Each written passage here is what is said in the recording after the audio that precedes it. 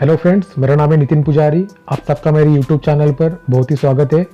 शिंदे कौन है, इनके बारे में जानना हर कोई चाहता है, तो आइए जानते हैं एकनाथ शिंदे के जीवन के बारे में। शिंदे का जन्म साल 1964 में भारत देश के महाराष्ट्र राज्य की राजधानी मुंबई में 9 फरवरी के दिन हुआ था। इनके पिता का नाम संभाजी शिंदे और माताजी का नाम गंगूबाई शिंदे है। एकनाथ शिंदे जी का विवाह लता शिंदे से हुआ है, जो एक बिजनेस वुमेन है।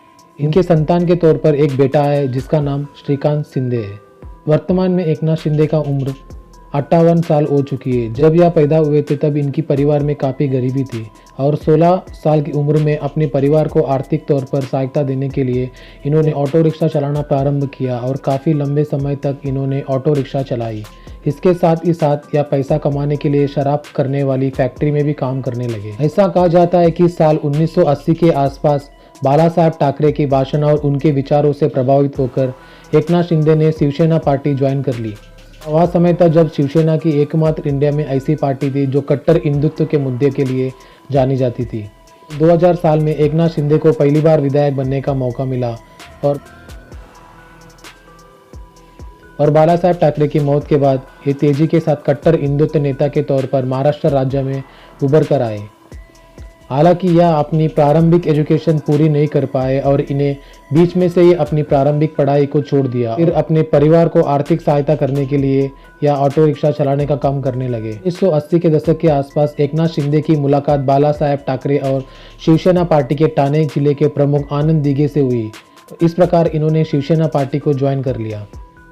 भाजपा और शिवसेना के गठबंधन वाले साल 2014 की सरकार बनने का पश्चात इन्हें मंत्री पद प्राप्त हुआ और उसके बाद उन्होंने फिर से एजुकेशन हासिल करने के उद्देश्य से वसंतराव चव्हाण मुक्ति यूनिवर्सिटी में एडमिशन लिया और यहाँ से मराठी और राजनीति सब्जेक्ट के 8 ग्रेजुएट की डिग्री हासिल की।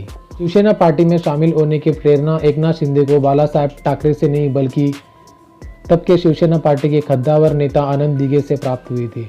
एकनाथ शिंदे ने आनंद दिघे से ही प्रभावित होकर सबसे पहले शिवसेना शाखा प्रमुख के तौर पर पार्टी में अपनी मौजूदगी दर्ज करवाई।